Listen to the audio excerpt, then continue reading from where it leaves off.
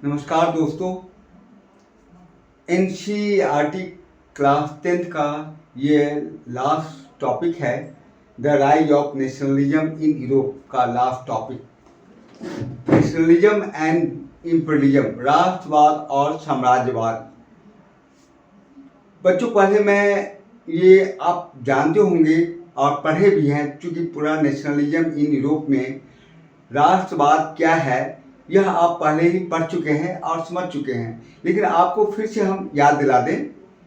राष्ट्रवाद, नेशनलिज्म एक विचारधारा है जो किसी राष्ट्र के प्रति प्रेम, निष्ठा, समर्पण की भावना पर जोर देती है, जबकि साम्राज्यवाद, इम्पीरियलिज्म, एक राष्ट्र की दूसरे राष्ट्र पर शक्ति, पावर और सॉवरेनिटी, प्रभुत्व स्थापित करने की नीति है। शक्तिशाली राष्ट्र कमजोर राष्ट्र पर भूमि, संसाधन जैसे रिसोर्सेज और लोगों पर नियंत्रण स्थापित करने के लिए किया जाता है। यही इम्पीरियलिज्म है। तो बच्चों, हमने यह देखा कि नेशनलिज्म के तहत राष्ट्र बन चुके थे, लेकिन ये राष्ट्र बन जाना, यह कहानी यहीं तक नहीं रुकी। अब इसके लिए आगे वह अन्य कमजोर राष्ट्र को ढूंढा जा रहा था जिसमें कि साम्राज्यवाद को स्थापित किया जा सके। और ये आवश्यकता क्यों पड़ी? तो यह आवश्यकता इसलिए पड़ी क्योंकि यह जिस तरीके से इंडस्ट्रियलाइजेशन यूरोप में शुरू हो रहे थे, तो उन्हें कच्चे माल को खरीदना और बने हुए पदार्थों, बने हुए जो फिनिश गुड थे, उसे बेचने के लिए मार्केट चाहिए था। तो बहुत सारे, सिर्फ यही कारण नहीं है, लेकिन एक मुख्यतः यह कारण कर सकते हैं कि आर्थिक एक कारण था, जो कि अपने सामान को बेचना और कच्चे माल की ज़रूरतों को पूर्ति करना।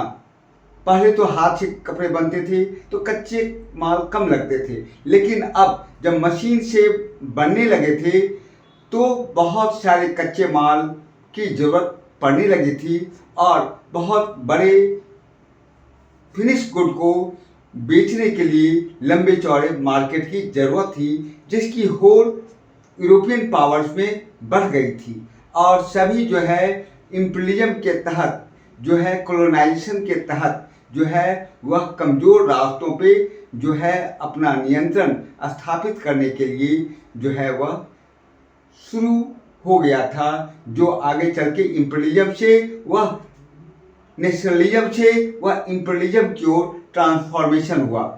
यही है नेशनलिज्म और इम्पीरियलिज्म की कहानी। और बच्चे, अब मैं आगे आपको डिटेल्स में जो है एनालिसिस के तहत मैं आपको इसके बारे में नेशनलिज्म और इम्पीरियलिज्म की जो है बात आपको हम बताएंगे। अभी बस ये आपका इंट्रोडक्शन के तौर पे ये बता दिया कि नेशनलिज्म और इम्पीरियलिज्म क्या है। नमस्कार दोस्तों, मैं Rakesh sir, Rakesh knowledge corner के साथ एक नया वीडियो लेकर उपस्थित हूँ, जो राष्ट्रवाद और साम्राज्यवाद के नाम से एनसीईआरटी में जाने जाते हैं, नेशनलिज्म एंड द इम्पीरियलिज्म, जिसके बारे में मैंने इंट्रोडक्शन में आपको बता चुका हूँ।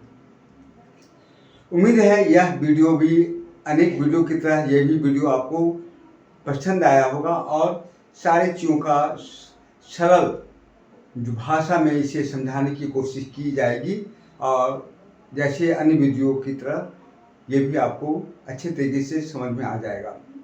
19वीं सदी की अंतिम चौथाई, जो refer to the period from 1876 to 19th century का समय काल है बच्चों। मैंने इसलिए डिस्क्रिप्शन में ये मैंने बता दिया आपको, ताकि ये आपको डेट के साथ, ईयर के साथ आप समझ सकते हैं, क्योंकि 19वीं सदी का अंतिम चौथाई थोड़ा सा मुश्किल पड़ता है, इसलिए मैंने डेट भी, आपका ईयर भी लिख दिया है। तक आदर्शवाद, उदारवाद और जनतांत्रिक स्वभाव, आइडियलिस्टिक डेमोक्रेटिक सेंटिमेंट्स। अब जो उदारवाद, जितने भी कंट्री ने थे यूरोपियन कंट्री, अब वह नहीं रहा। यूँ कहे कि डेमोक्रेटिक का मिशन को वह प्राप्त कर चुके थे, जो डेमोक्रेसी चाहिए था वह यूरोपियन कंट्री को मिल चुका था। अब वह खाली बैठने वाले नहीं थे, अब उन्हें आगे का मिशन भी तय करना था। अब उस मिशन को तय करने के लिए जो है उन्हें आगे बढ़ना था। अब राष्ट्रवाद नेशनलिज्म के लक्ष्यों का सिद्धांत उनके लिए अब सीमित हो चुके थे। अब उसे ज़्यादा एक्सपेंशन, उसे फैलाने की अब ज़रूरत नहीं थी। अब यूरोपियन राष्ट्र यहीं तक संतुष्ट नहीं थे। अब पैसा, पावर, शक्तियाँ आ चुकी थी, जिसका परिणाम तो आना ही था। परिणाम यह हुआ कि अब वह सारे यूरोपियन पावर आपस में लड़ने के लिए तैयार हो रहे थे। अब लड़ने को तैयार हो गए, अपनी अपनी शक्ति का प्रदर्शन करना चाहते थे। साथ ही प्रमुख यूरोपीय शक्तियों जैसे ब्रिटेन, फ्रांस, रशिया, जर्मनी ने भी अपनी साम्राज्यवादी उद्देश्यों की प्राप्ति के लिए अधीन लोगों को राष्ट्रवादी आकांक्षाओं का इस्तेमाल करना शुरू कर दिए थे। बच्चों, नेशनलिज्म और इंपीरियलिज्म राष्ट्रवाद एवं साम्राज्यवाद का नोट्स पॉइंट्स के रूप में डिस्क्रिप्शन बॉक्स में उपलब्ध है, जिसका लाभ आप उठा सकते हैं। 1871 के यूरोप में गंभीर राष्ट्रवाद का क्षेत्र बल्कन क्षेत्र था। उसके बारे में आपको बताएंगे। बल्कन जो है वह ऑटोमन एम्पायर का साम्राज्य के अधीन थे। इस क्षेत्र की बात करें तो भौगोलिक जो बाउंड्री है, ज्योग्राफिकल जो एरिया है, और जो वहाँ के जातीय रेशे थे वह अलग अलग थे, विभिन्नता थी। इसमें आधुनिक राष्ट्र के रूप में देखें तो आज जो है आधुनिक राष्ट्र के रूप में जो हम देख रहे हैं, जैसे रोमानिया, बुल्गारिया, अल्बेनिया, यूनान, Macedonia, Croatia, Bosnia Herzegovina, Slovenia, Serbia, Montenegro, ये सारे शामिल थे। इस सभी क्षेत्र के निवासियों को स्लाव कहा जाता था। जो आपने देखा कि जो पहले जो राष्ट्र थे, जो आज जो मॉडर्न राष्ट्र के रूप में हैं, या पहले इन सभी जितने भी क्षेत्र थे सबको स्लाव निवासियों के रूप में पहचाना और जाना जाता था। बल्कन क्षेत्र का एक बड़ा हिस्सा जो ऑटोमन एम्पायर, ऑटोमन साम्राज्य के अधीन थे, उनके प्रभाव में थे, और प्रभावशाली इस्लामिक साम्राज्य था। मतलब यह कि ऑटोमन साम्राज्य जो था वह इस्लामिक साम्राज्य थे। यह एक पूर्ण राजशाही था जिसमें सुल्तान सर्वोच्च शासक माने जाते थे, जो धार्मिक और राजनीतिक दोनों स्तरों पे पूर्ण अधिकार रखता था। आप जब भारत में देश की आज़ादी के बारे में पढ़ेंगे तब आपको ऑटोमन एम्पायर का थोड़ा सा चर्चा आपको आएगा। बल्कन क्षेत्र एक महत्वपूर्ण विषय है, इसे बच्चों बहुत ध्यान से समझेंगे।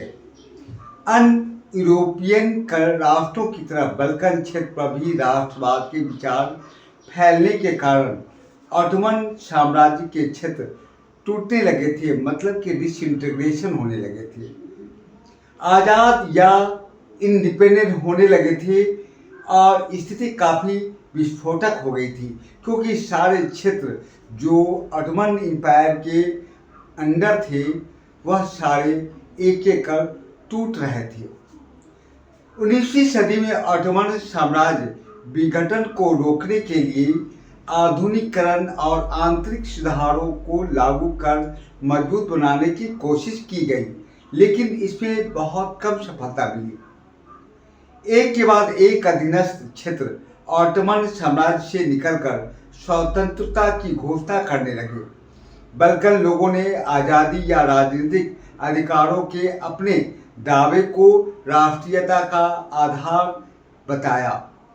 उन्होंने अपने इतिहास का इस्तेमाल कर यह साबित करने की कोशिश की कि वे भी कभी स्वतंत्र थे, किंतु तत्पश्चात विदेशी शक्तियों के अधीन कर लिए गए। इस प्रकार बल्कन क्षेत्र के लोगों ने अपने संघर्षों को आज़ादी पाने को के रूप में, वह इन प्रयासों के रूप में देखा कि वह जो बल्कन के जो लोग थे वह कभी अपने आप को कहते थे कि कभी वह स्वतंत्र रहा करते थे, लेकिन विदेशी शक्तियों के कारण जो है वह गुलाम बन गए या उनके अधीन आ गए। लेकिन अब वह अपने संघर्ष के प्रयासों को स्वतंत्रता पाने के रूप में देखा गया और इस तरीके से वह जो है साम्राज्य, ऑटोमन साम्राज्य से वह अलग होने लगे।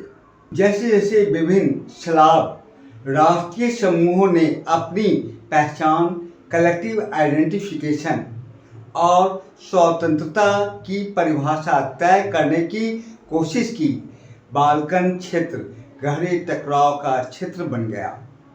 बाल्कन राज्य एक दूसरे से भारी ईर्ष्या करने लगे थे और हर एक राज्य अपने लिए ज़्यादा से ज़्यादा इलाकों को हथियाने की उम्मीद रखता था। स्थिति और जटिल हो गई जब बल्कन क्षेत्र में यूरोपीय शक्तियों के बीच प्रतिस्पर्धा, राइवलरी होने लगी। इस समय यूरोपीय शक्तियों के बीच व्यापार और उपनिवेशों, कॉलोनिज्म के साथ नौसैनिकों और सैन्य मिलिट्री ताकत, पावर के लिए प्रतिस्पर्धाएं खुलकर सामने आ गई। रूस, जर्मन, इंग्लैंड, ऑस्ट्रो हंगरी की ताकत बल्कन क्षेत्र पर अपने प्रभाव, इन्फ्लुएंस के तहत प्रभाव बढ़ाना चाहती थी। इससे इस इलाके में कई छोटे छोटे युद्ध शुरू हो गए, जिसका परिणाम अब एक बड़े भयंकर विश्व युद्ध के रूप में हुआ, जिसे फर्स्ट वर्ल्ड वॉर कहा गया। और आप जानते हैं कि फर्स्ट वर्ल्ड वॉर में कितना नुकसान हुआ और राष्ट्रों ने कर्जा ले लेकर जो है अपना जो है वह लड़ाइयाँ लड़ी। साम्राज्यवाद से जुड़कर राष्ट्रवाद 1914 में यूरोप को महाविपदा, डिजास्टर की ओर ले गया।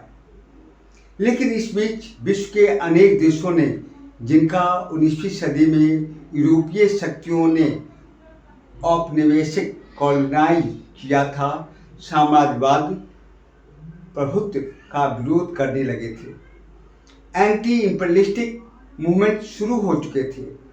उसमें भारत भी ब्रिटिश से आज़ाद होने के लिए एंटी इंपीरियल मूवमेंट शुरू कर चुका था। हर जगह, हर तरफ जो साम्राज्य विरोधी आंदोलन विकसित हुए, इस अर्थ में राष्ट्रवादी थे कि वे सभी स्वतंत्र राष्ट्र राज्य का निर्माण करने के लिए संघर्ष कर रहे थे।